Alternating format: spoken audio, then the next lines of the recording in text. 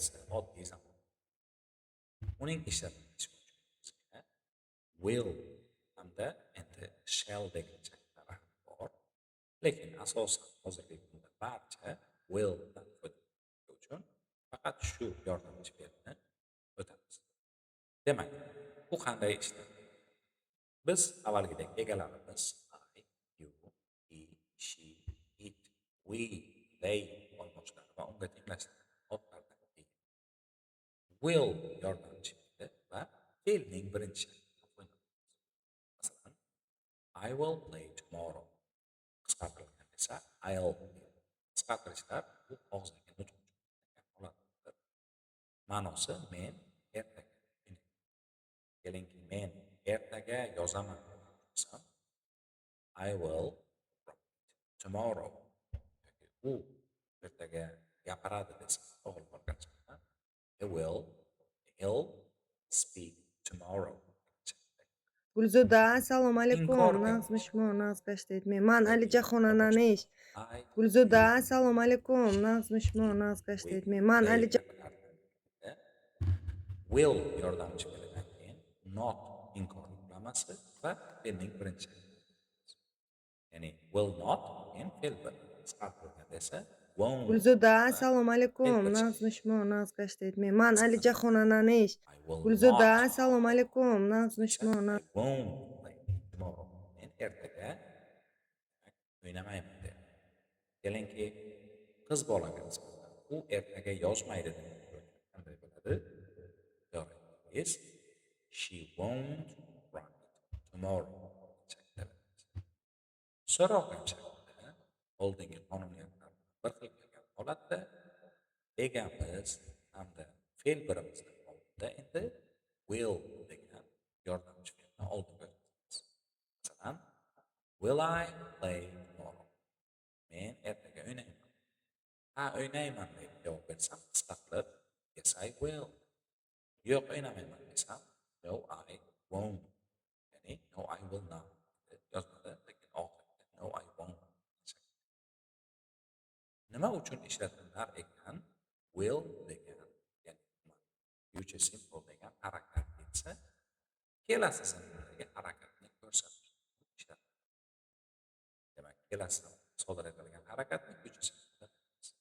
Formulasini bir og'iz takrorlaymiz.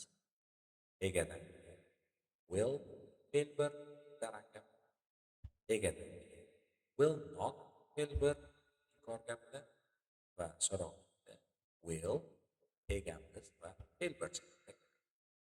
Masalan, the gym will have a pool. It will be wonderful. Sport majmuasini aytyapti. Bu sport majmuasining basseyni bo'ladigan va u juda ajoyib bo'ladi. Bu harakat kelajakda bo'ladi demoqchi.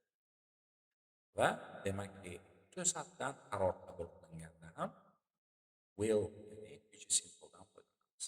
Masalan, deylik, sizga birov qanday bir taklif berdi va o'sha yerda o'zida siz taklifga ha yoki yo'q deb qanaqadir qaror qabul qildingiz, oldindan bilmas edingiz, shunday holatda siz future simple dan foydalanasiz.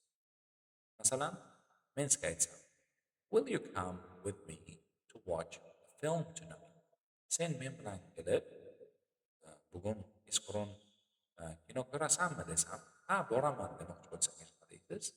Yes I will. Ha, men boraman. Siz bu qarorni ko'rsatasiz. Mana bu yerda ham misol, okay, I'll ask Dina to help me. Xo'p, men Dinadan yordam berishni so'rayman. Demak, bu qarorni u ko'rsatadi. Iltimoslar ham odatda future simple dan beriladi. Masalan, will you help me? Menga yordam berasan. Va taklif gaplar ham future simple dan foydalanadi. Masalan, taklif gaplarda will you have a cup of coffee? Coffee ichasizmi? Taklif beryapti, demak future simple zamonidan foydalanamiz. Keyin esa demak, ko'rib turganimizdek will bu shall degan shaklga egadir. Shall degan shakl haqida gapiradigan bo'lsak, bu odatda I va we olmoshiga nisbatan ishlatiladi. Hozirgi kunda qariyb ishlatilmayotgan holat hisoblanadi. Sof grammatika ishlatilishini hisobga olib va ba'zan kimdir ishlatilishi mumkin ekanligini hisobga olib, mana bu yerda misol berdi. Demak, so'roq ham shaklida berilgan. Shall I tidy the kitchen? Men oshxonani tozalamayin deb taklif so'rayapti. Yoki shall we go to the cinema?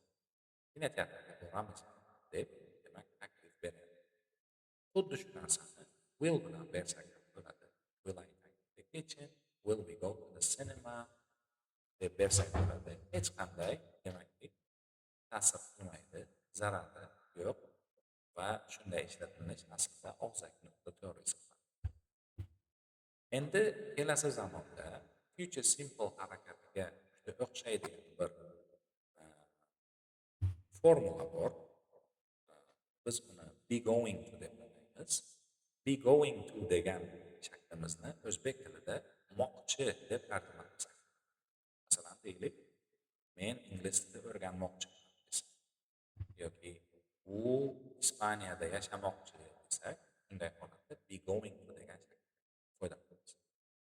Be going to degan shaklimizning darak gap shakli bu I'ga nisbatan ismingizda bo'lsa am, he, she, it olmoshlariga nisbatan is, we, you, they olmoshlariga nisbatan are qo'yilgan. Going to va fe'l bir shaklda. Masalan, I'm going to train tomorrow. Men ertaga mashq qilmoqchiman. Future simple ni tarjimasi biroz boshqacharoq chiqadi. Uning tarjimasi qilaman, boraman, kelaman shaklida. Masalan, I will go to my grandmother's house tomorrow degani men ertaga buvimning uyiga boraman degani. Xo'p, be going to niki esa moqchi deb chiqadi. Masalan, he is going to train tomorrow. U ertaga mashq qilmoqchi. Yoki masalan, you are going to train tomorrow degani sen u deylik, u ertaga mashq qilmoqchi degan ma'noda. Inkor gap shaklida I'ga am not, ishga is not, we, you, theyga are not. Inkor yuklamasini qo'shganimizdan keyin going to fe'l bir shaklida. Albatta qisqartirib I'm not going to train tomorrow.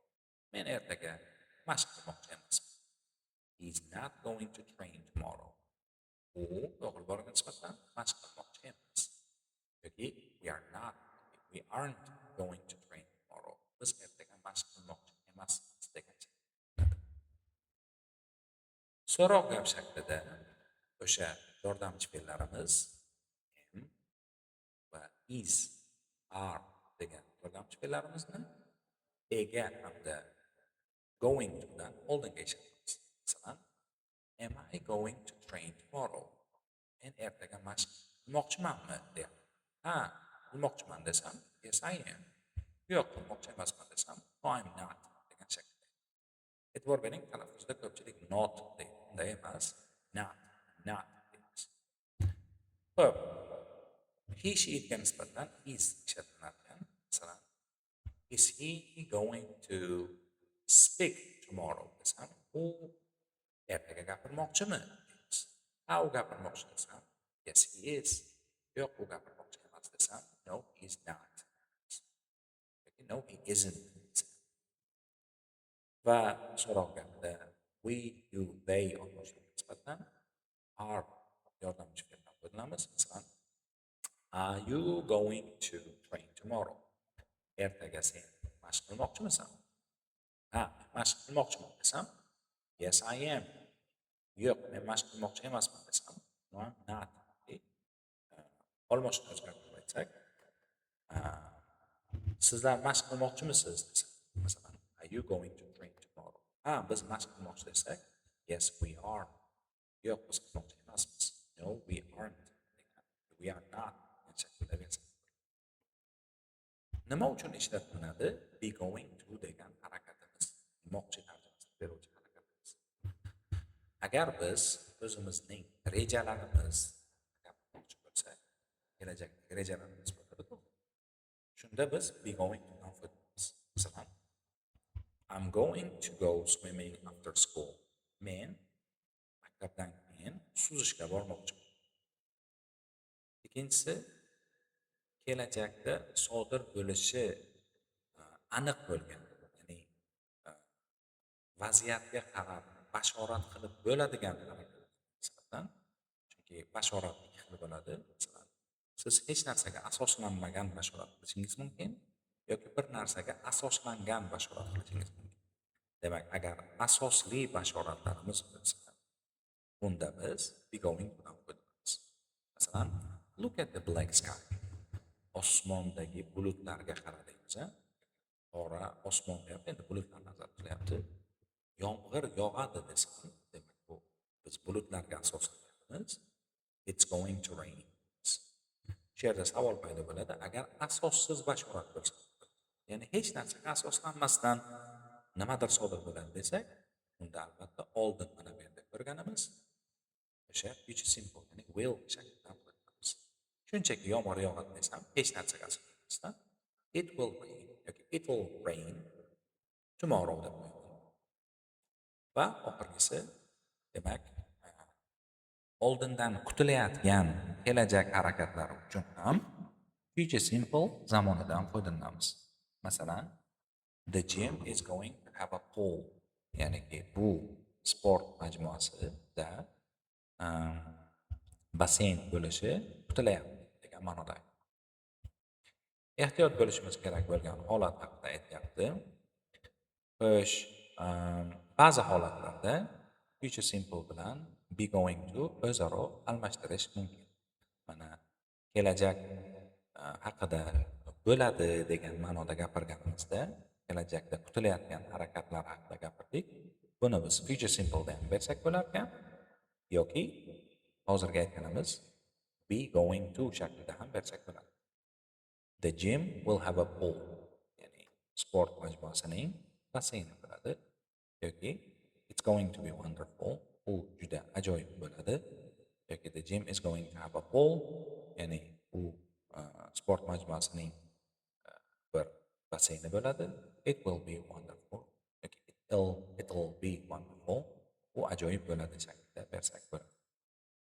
Demak, mana bu yerda endi future simple da be going to shakllarining mashqlari berilgan. Ularni bajarib, bu bo'yicha hayotiy misollar tuzib takrorlasak, demak, present simple, past simple hamda future simple zamonlariga yaxshigina tayyor bo'lib olamiz.